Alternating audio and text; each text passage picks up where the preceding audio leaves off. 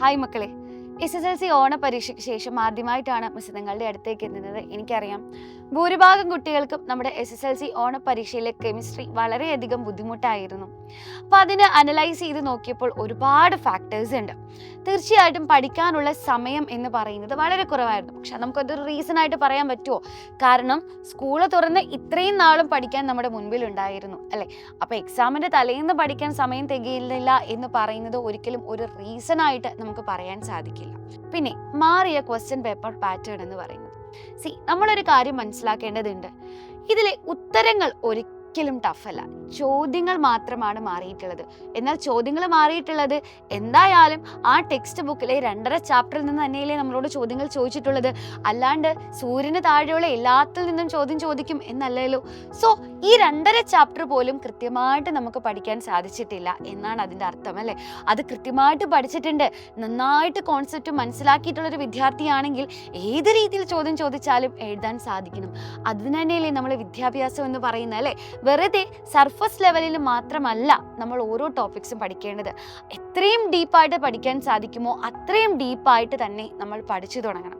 എന്നാൽ മാത്രമേ ഇനി അങ്ങോട്ടുള്ള കാലത്ത് നമുക്ക് നല്ല രീതിയിൽ മാർക്ക് സ്കോർ ചെയ്യുന്നതിനായിട്ട് സാധിക്കുകയുള്ളൂ. പിന്നെ അതേപോലെ തന്നെ നമ്മൾ എപ്പോഴും ചെയ്യാറുള്ളത് കുറേ പ്രീവിയസ് ഇയർ ക്വസ്റ്റ്യൻസ് പ്രാക്ടീസ് ചെയ്യുന്നു. ഈ പ്രീവിയസ് ഇയറിൽ നിന്ന് വരുന്ന ഏതെങ്കിലും ചോദ്യങ്ങളായിരിക്കും പരീക്ഷയ്ക്ക് ചോദിക്കുക. എന്തൊരു സുഖമാണ് അല്ലേ? പക്ഷെ ഇത്തവണ വന്നത് നമുക്ക് പ്രീവിയസ് ഇയർ ഉണ്ടായിരുന്നില്ല റെഫർ ചെയ്യുന്നതിന് വേണ്ടിയിട്ട് അല്ലേ? അപ്പോൾ അതേപോലെ തന്നെ പുതിയ കംപ്ലീറ്റ്ലി ഡിഫറെൻ്റ് ആയിട്ടുള്ള ഒരു പാറ്റേൺ വന്നു. സോ നിങ്ങളെല്ലാവരും കുടുങ്ങി. അപ്പോൾ ഇത് നമ്മളെല്ലാവരും, നിങ്ങളും ഞങ്ങളും എല്ലാവരും ഒരു ലെസണായിട്ട് തന്നെയാണ് കണക്കാക്കുന്നത്. അപ്പോൾ ഇനി അങ്ങോട്ടുള്ള യാത്രയിൽ നമുക്കുണ്ടായ തെറ്റുകളെയൊക്കെ തിരുത്തി തന്നെ നമുക്ക് മുൻപോട്ട് പോകണം. എന്നാൽ അല്ലെ, നമ്മുടെ ജീവിതത്തിൽ ഒരു ചെറിയ തോൽവി ഉണ്ടായാൽ പിന്നീട് ഒരിക്കലും അവിടെ നിന്ന് മുൻപോട്ട് പോകാൻ സാധിക്കില്ല എന്നാണോ അതിൻ്റെ അർത്ഥം? അല്ല അല്ലേ? ഒരു കാർ പഞ്ചർ ആകുമ്പോൾ നമ്മൾ എന്താ ചെയ്യുക? കാർ ഉപേക്ഷിക്കുകയാണോ ചെയ്യുക? കാറിൻ്റെ ടയർ മാറ്റുന്നു, പുതിയ ടയർ വെക്കുന്നു, മുൻപോട്ട് നമ്മുടെ യാത്ര തുടരുന്നു. ഇതുപോലെ തന്നെയാണ് നമ്മുടെ പഠിക്കുന്ന കാലത്ത് നമുക്കൊരു ചെറിയ ബുദ്ധിമുട്ടുണ്ടാവുന്നു, ഒരു പരീക്ഷയ്ക്ക് മാർക്ക് കുറയുന്നു എന്നും പറഞ്ഞ് ഇനി ഒരിക്കലും എനിക്ക് പഠിക്കാൻ സാധിക്കില്ല, ഇനി ഒരിക്കലും എനിക്ക് കെമിസ്ട്രിയിൽ മാർക്ക് നേടാൻ സാധിക്കില്ല, അങ്ങനെയാണോ നമ്മൾ വിചാരിക്കേണ്ടത്? അല്ല. ഇവിടെ ഉണ്ടായ തെറ്റുകളിൽ നിന്ന് നമ്മൾ പുതിയ പാഠങ്ങൾ ഉൾക്കൊണ്ട് പുതിയ പുതിയ കാര്യങ്ങൾ മനസ്സിലാക്കി നമ്മുടെ തെറ്റ് തിരുത്തി നമ്മൾ മുൻപോട്ട് പോകണം അല്ലേ? മുൻപോട്ട് പോയിക്കൊണ്ടേയിരിക്കണം. എന്നാൽ മാത്രമേ നമ്മുടെ ലക്ഷ്യത്തിലേക്ക് നമുക്ക് എത്തിച്ചേരാൻ സാധിക്കൂ. അപ്പോൾ ഈ ഒരു യാത്രയിൽ നിങ്ങൾ ഒരിക്കലും ഒറ്റയ്ക്കായിരിക്കില്ല. ഞാൻ നിങ്ങളുടെ കൂടെ തന്നെ ഉണ്ടാവും. നമ്മളെല്ലാവരും കെമിസ്ട്രി അടിപൊളിയായിട്ട് തന്നെ പഠിക്കും. ഇനി ഒരു കാര്യം ഇവിടെ ഞാനൊന്ന് കോട്ട് ചെയ്യട്ടെ.